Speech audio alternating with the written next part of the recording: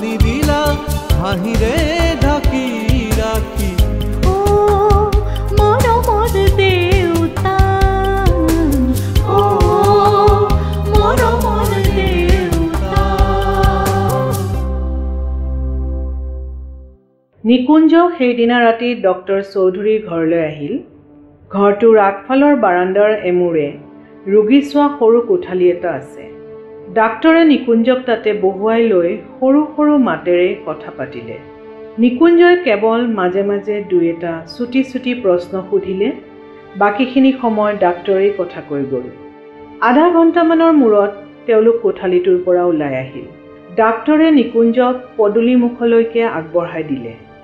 নিকুঞ্জ ডাক্তৰৰ ঘৰলৈ আহোঁতে লগত কনকো আছিল, কিন্তু সি হস্পিটেলৰ ওচৰৰে কিতাপৰ দোকান এখনত ৰৈ আছিল।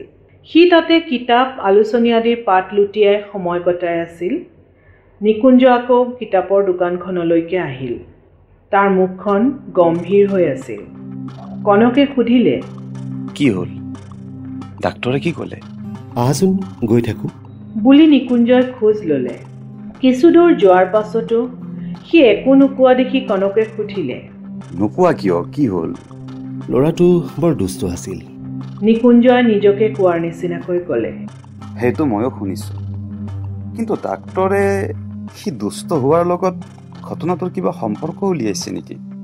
কনকে সুধিলে। তেওঁ ঠিক সম্পৰ্ক উলিওৱা নাই, শেষত কেৱল কৈছে এনেকুৱা ল'ৰাৰ এনেকুৱা হ'বই লাগে। হ'ব লাগে ঠিকেই, কোনোবাই দোষ কৰিছে, তুমি দেখা শুনাকৈ তাক শাস্তি দিয়া। কিন্তু আমাৰ কথা হ'ল, ৰাতিৰ আন্ধাৰত তাক কোনোবাই মাৰিব আৰু পুলিচে গণেশ দোকানীক ধৰিব, সেইটো কিয় হ'ব? দুখোজমান মনে মনে আগবাঢ়ি কনকে সুধিলে, ডাক্তৰে তোমাক ল'ৰাটো যে দুষ্ট সেইটো ক'বলৈ মাতিছিল নেকি? কথাটো তেনেকুৱাই। লগতে তেওঁ ক'লে ল'ৰাটোৰ ভৰিখন বৰ বেয়াকৈ দুখ পাইছে। এনেকুৱা অৱস্থাত বোলে ভৰিখন কাটি পেলাবলগীয়াও হ'ব পাৰে। কিন্তু কি? থাককচোন এতিয়া সেইবোৰ কথা, মই আৰু দুটামান খবৰ লৈ লওঁ। কনকে বুজিলে ডাক্তৰে কোৱা কথাবোৰ নিকুঞ্জই তাক খুলি ক'ব খোজা নাই। পাছদিনা নিকুঞ্জই প্ৰথমতে কাৰ্তিকৰ দেউতাক ধনঞ্জয় শৰ্মাক লগ ধৰিলে। ইমানবোৰ মানুহ থাকোঁতে ধনঞ্জয় শৰ্মাইনো কিয় বিপুলক কোনোবাই মৰা ঘটনাটোৰ বিষয়ে থানাত এজাহাৰ দিলে, সেই কথাটো নিকুঞ্জই জানিব খুজিছিল। আৰু এজাহাৰত ধনঞ্জয় শৰ্মাই গণেশৰ নামটো উল্লেখ কৰিলে কিয়, সেইটোও এটা কথা।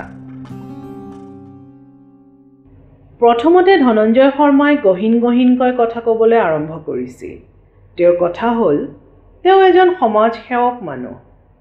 কাৰোবাৰ বিপদ আপদ দুখ কষ্ট আদিৰ সময়ত তেওঁলোকক সহায় কৰাটো তেওঁৰ কৰ্তব্য। এনেকুৱা কাম তেওঁ বহুদিনৰ পৰা কৰি আহিছে। এতিয়া এই যে বিপুলৰ ঘটনাটো ঘটিল, এই ঘটনাটোৰ বাবে যি দায়ী তাক বিচাৰি উলিয়াবই লাগিব। এই কামত সহায় কৰাটোও তেওঁৰ কৰ্তব্য। সেইকাৰণে তেওঁ থানাত এজাহাৰ দিছিল। কিন্তু নিকুঞ্জই যেতিয়া আৰু বেছি গহীন মাতেৰে ধনঞ্জয় শৰ্মাক কথাবোৰ পেৰি পেৰি সুধিবলৈ ধৰিলে, তেতিয়া মানুহজন যেন লাহে লাহে সেমেকি আহিল। শেষত তেওঁৰ নিজৰ মুখৰ কথাৰ পৰাই বুজা গ'ল, তেওঁৰ পুতেক কাৰ্তিক বিপুলৰ নলে গলে লগা বন্ধু। ঘটনাটো ঘটিবৰ সময়ত কাৰ্তিক বিপুলৰ লগতে আছিল। ঘটনাটোৰ কাৰণে কাৰ্তিকৰ গাতো কিবা দোষৰ ভাগ পৰে বুলি ভয়তে তেওঁ আগে ভাগেই থানাত এজাহাৰ এখন দি দিছিল। আৰু গণেশৰ নামটো? ঘটনাটো ঘটাৰ আগতে গণেশৰ লগত বিপুলৰ কাজিয়া লাগিছিল বুলি শুনিছিল কাৰণে তেওঁ এজাহাৰখনত গণেশৰ নামটো লিখি দিছিল। পুলিচে গণেশক লৈ এনকুৱাৰী কৰি থাকিলে কাৰ্তিকহঁতৰ নামবিলাক তল পৰি থকাৰ আশা আছিল। ধনঞ্জয় শৰ্মাৰ কথাবোৰ শুনি লৈ নিকুঞ্জই সুধিলে, কাৰ্তিক আছেনে ঘৰত? আছে। ধনঞ্জয় শৰ্মাই অলপ ভয় খোৱা মানুহৰ নিচিনাকৈ ক'লে, মাতকচোন তেওঁক। ধনঞ্জয় শৰ্মাই বহাৰ পৰাই ভিতৰৰ দুৱাৰখনৰ ফালে চাই কাৰ্তিকক মাতিলে।